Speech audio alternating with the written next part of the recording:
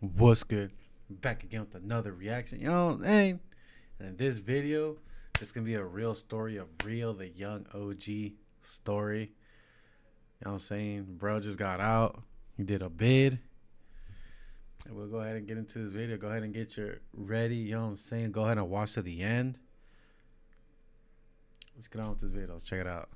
Hey. A lot of my family, like, they call me big time and famous. And I be like, that's not it. Like, I'm still the same person. I love you, dog. When you get in that bitch, whatever you need, you know the number.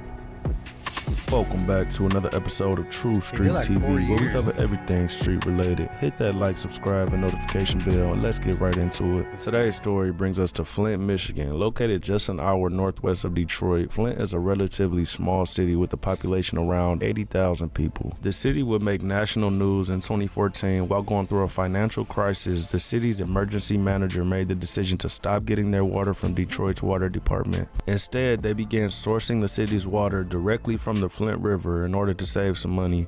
Flint residents began complaining about the smell, taste, and appearance of the water. It turns out the incompetent city officials failed to apply anti-corrosion chemicals to the water pipes, causing lead from the aging pipes to leach into the water. This would expose around 100,000 residents to elevated levels of lead in the water. As we know, lead poisoning is... Bro, I ain't gonna lie. All these taxes and everything that we're paying for, I don't know where it's all going to, but bro, y'all need to focus, direct all that money. And shout out to Michigan, shout out to Flint, shout out to Detroit, bro. But to the people, obviously the government there. You know what I'm saying? But y'all need to be directing all the extra funding and all the extra taxes that you be taking from people need to be directed to fixing this water, if it's not fixed already. You know what I'm saying? Because it said this was 2014. Better be fixed, bro. I'm telling you. All my Flintians better start riding, bro. It's very dangerous and can have long-lasting effects on the person. This would result in a $620 million settlement that the city of Flint still hasn't paid out to the residents to this day. This would also cause many residents to leave Flint. The city went from around 100,000 people to only around 80,000 today. One of the residents that stayed behind is 30-year-old Demario Horn, or better known by his rap name, Rio the Young OG. A lot of people think Rio is from Detroit, and although it is only an hour away, Flint has its own culture and sound, and is where Rio was born and raised. Rio was adopted right after being born in the hospital, and will find out after arguing with an older cousin. Because I got adopted when I was like 3 days old at the hospital. One day, me and my cousin was like, I think we was arguing or some shit. Like, I had made her mad as hell. And she was like, "You're not even our blood, woo, woo, woo."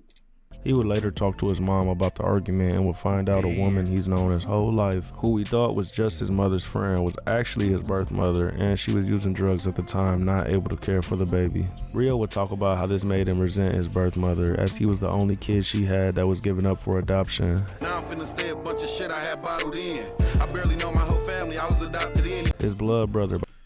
And honestly, I ain't gonna lie, bro. I kind of went through. I wouldn't say I went through exactly the same thing, because I actually ended up growing up a little bit with my mom, and then she dipped. You know what I'm saying? And it was almost the same story, bro. Because me and bro are damn near the same age, bro. He's like 1 year older than me. You know, I turned 30 next year, so I'm saying that to say that it's similar upbringings. You know what I'm saying? It sucks. My grandma was taking care of me. You know what I'm saying? My mom used to hide her pipe in my car seat. I'm telling you, bro, I used to get grimy, but shout out to bro, dude. I'm glad he's out and doing this thing and living it up, bro. You know what I'm saying? Continue on and get your money, bro. By his father is a popular rapper by the name Louis Ray. Their father goes by the name Ray K47 and is a well-known dude in Flint known as the Chevy King for his old school Chevys. His father is described as being extremely funny and outspoken, which makes perfect sense as Rio's style has a lot to do with his humor and talking crazy. Although Rio's father wasn't involved in his life as a kid, they were able to develop a friendship later on as he became closer to his brother Louis. Talking about anybody who mess around in Flint for the last 20 years, they know Ray K47 for sure. Like I'm talking about Chevy King, whatever you want to call me. I got 10, 12 Chevys that had them for 20 years. Like ain't nobody pulling them stunts like that in Flint. Yeah. When Rio was around 12 years old, he was cooking french fries with hot grease on the stove. When he forgot they were cooking, the grease would catch on fire and Rio would make a huge mistake and put water on the grease, causing it to splash him in his face, leaving a distinct scar on his cheek. A few years later, I ain't gonna lie, I know I keep pausing this, but there's one time, bro, quick story time. Me and my older uncle, who's like my brother, we grew up together. He's about 2 years older than me. Me and him, I remember we were cooking burgers, bro, and we threw grease down, and me, not knowing, I was like 15 at the time, I grabbed the patty, I just dropped it, bro. Hot grease. Oh my gosh, it went all over my face, bro. I was like I don't want to know what time. I didn't get burnt that bad, but I had like black spots all over my face for like 2 weeks, and then like my face was greasy too for like those 2. It was weird, but I never even went to the hospital. I just thugged it out. Yeah, bro, that's crazy. You know what I'm saying? It'd be those quick little mistakes how that happens. You know what I'm saying? So. Rio was around 15 years old when he went to a gas station to buy some blunt wraps. He bumped into RMC Mike. They noticed they were both buying wraps and decided to match, becoming best friends ever since. Rio was also close to local Flint rapper Grind Hard E, and in around 2015 they would all buy a studio and start rapping together. Rio was known mostly for just hustling in the streets. He would work jobs here and there before eventually taking after his brother, and he would begin dropping music. Rio and Lil E would begin to drop songs, but once RMC Mike joined along to rap with them, that quickly changed as he was a perfect match for Rio's flow. His duo would begin making noise in Flint, known for saying wild things in their raps with no hook on the song. Instead, Rio and Mike just talking crazy the whole song. Rio would term this style shit talking. I'm a motherfucking shit talker. I am not a rapper, baby. I be shit talking. In a No Jumper interview, Rio explained how he met Detroit rapper Team Eastside Peasy. When Peasy heard Indictment talking, instantly requested to meet him. Can't cook though right now. I had to take a class. I got a zipper shake. I'm finna shake a half. I found their first song together in August of 2018, featuring Louis Ray, called Can't Play. Rio explained how he thought he was gonna have to pay for the verse, but Peasy did it for free. Dropped the 62 and Shout I out put to out an him, 80. bro. Took my bitch to the doctor. She said her stomach aching. At this time, Rio had a little buzz in Flint, but had a decent job and was in the And it'd be those cool people that you meet. On some 9 times out of 10, 9 times out of 10, I'm gonna be 100. Random people support you more than your own blood and family. You know what I'm saying? So for him to link up with someone like that, meet people like this, and then they went as far as they went, goes to show that even though blood is thick in the water, you can still drown in blood. You know what I'm saying? Your teeth will bite your cheeks and tongue occasionally. So it's like you can't really. Yeah, shout out to them though. streets hustling and just had his first kid, so he really wasn't focused on rap like that. Easy would bring Rio down to Detroit and take him over to the east side to listen to Rio's music, amazed at what he was hearing, telling Rio he doesn't realize how good he is. And if you're from the Midwest, most of us know that Peasy is one of the all-time greats when it comes to Detroit rap. They would become close friends after this and would begin hanging out every day, both with one foot in rap and one in the streets. Shortly after meeting each other, Peasy made around $50,000 in one day from rap and showed it to Rio to convince him to take rap more serious. Rio would listen and begin dropping visuals to his songs at the end of 2018, gaining tens of thousands of views per day. Peasy was arrested a few years back in 2016 on RICO charges and knew he was going to prison soon. He would press Rio to hold the rap down while he was gone. Rio would do just that, dropping huge songs all through 2019, with the first being Shit Talking, in which the music video was released in January. And about a month later, on February 25th, 2019, Rio would catch a gun case in Flint, being released on a $5,000 bond. Peasy would stress to him that he needs to leave the streets alone and focus on rap before he gets indicted by the feds. And crazy enough, Rio was indicted by the feds. And this is why I keep telling y'all, bro, if y'all got a buzz going and y'all keep making music or doing what you're doing, try to stay out the streets and just get your money, bro, because you're gonna get indicted eventually. Especially if you got a target on you, feds are gonna start keeping an eye on you. It might take 2 years, might take 5 years, might take 10 years, but eventually the feds will get you, and that's how they play. And the only way they'll really get you is once they already have all the evidence and know the answers and have all the evidence. I just said it, but once they know they have all the evidence and the evidence that you thought they knew, that you thought that they didn't have, they'll pull it out. Look at the Lil Durk situation, bro. He thought he was about to bond out and all that. I mean, free him, you know what I'm saying? But he thought he was gonna bond out, and then they hit him with the one that unalived his brother D thing. Rest in peace. He got indicted for that. You know what I'm saying? So it's like, That's just how they play, bro. Feds play dirty. You know what I'm saying? You best to stay out the limelight without them because you got a 98% chance you won't win. So 2 weeks later, for conspiracy to sell drugs, being caught on a phone tap. Peasy fighting in his case, he finna go in, like he getting closer to his sentencing date. He called me, he like, bro, I need you to rap. He like, I'm finna go to prison, bro in prison. He all, you can't get indicted too? I'm like, hell no, I ain't gonna get indicted, I'm finna rap, fuck it. Fuck around and get indicted 2 weeks later. He would sit in jail and be denied bond at first. As most people know, the feds will try anything to deny a bond. The prosecutor brought one of Real's music videos up where they reenacted the killing of a police officer and tried to use this as a reason not to let him out on bond, also using a line in one of his songs saying he was intimidating a witness. Bro, they listened to my son in court for 30 minutes, bro. Kept playing the same part back. When I said, if a nigga snitch on my man's, he'd be laying flatter than a skinny bitch ass when her pants baggy.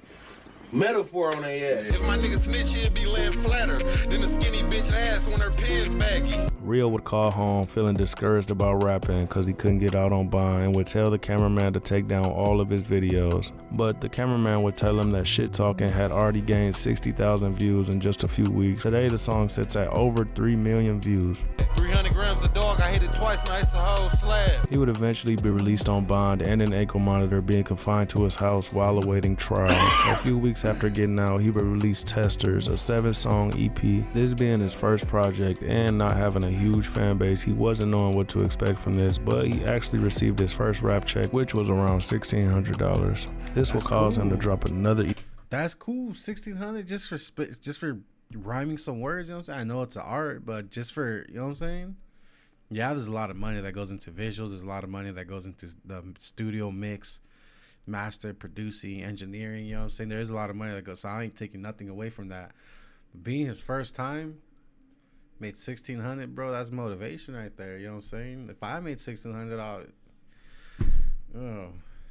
it's up. EP called Ghetto Babies, featuring Mike, Louis Ray, and Peasy. Knowing he needed a lawyer as he's facing serious federal charges, he would drop all 2019, building his fan base up and even dropping his biggest song to date, Legendary. This was also the perfect time for Real to blow up, as this was entering the pandemic and everybody in the streets had money to invest in their rap careers. Real quickly went from being dead broke to having $100,000 cash, making thousands per day. 2.5 million streams a month, look like I'm coming up. He would pay Peasy back in a big way for helping him and was signed to Peasy's label, Boys Entertainment. Peasy also signed RMC Mike. Peasy would go to the feds around August of 2019, and Rio would pretty much take over for a stretch of time, with almost every video getting millions of views. He would drop 3 projects in 2020 and plenty singles, notably a feature called See You with other Michigan artists. This song sits at 13 million views today. Gotta vote to get me knocked off, cause I'm a made nigga. Sweep a whole house out with this AR, I'm a made nigga. He also dropped a song with Babyface Ray. His brother Louis Ray would collab with YNJ and drop Coochie, which was a hit. It shows how much Rio influenced the people around him. The song currently sits at over 36 million views. All of Rio and Mike's streams added up, and when Peasy got out in February of 2021, he came home to a 6-figure check. Rio and Peasy would instantly go to work together, dropping Chicken Coop March 2021. I'm in a 2-seater with a brick of yay, this a chicken coop.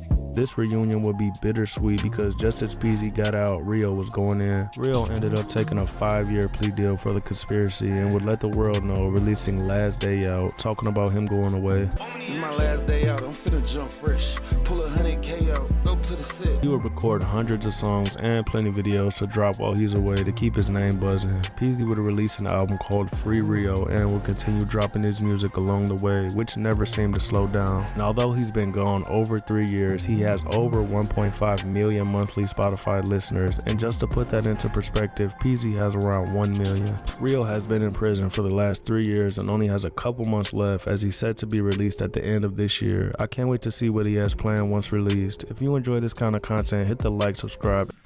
Yeah, bro, that's cool. And then what's his name literally just got out, bro. Watch, where's it at? Yo. Bro just got out, you know what I mean? But but yeah, I say that to say, if you got a buzz going, you got like any sort of motion, anything going, you need to like really just lock in, and you know what I'm saying, really lock in Stay out the streets, get your money, run it up, cause like just like how he mentioned in the video, it was a bittersweet moment. As homeboy was getting out, Rio was going in for a 5-year. But I don't know how long he did, but I know he just got out a couple days ago. So free, bro. You know what I'm saying? Glad he's free. Glad he's healthy. Guy's getting his money, and he's continuing on because that's nothing but hard work and dedication right there. Especially coming from a city like Flint, where the water was, they're just getting done bad, and that goes for any like blue state. And I don't mean to get political, but any blue state, 9 times out of 10, y'all are getting done so bad. You know what I'm saying? So yeah, I don't know. Anyways, hey, if y'all watch to the end, I appreciate it. Go ahead and comment free Rio, because Rio's free. Yeah, Rio free. I already live, bro. Anyways, appreciate y'all. You know what I'm saying? Waiting for the new banger, you know. And with that gang, we out.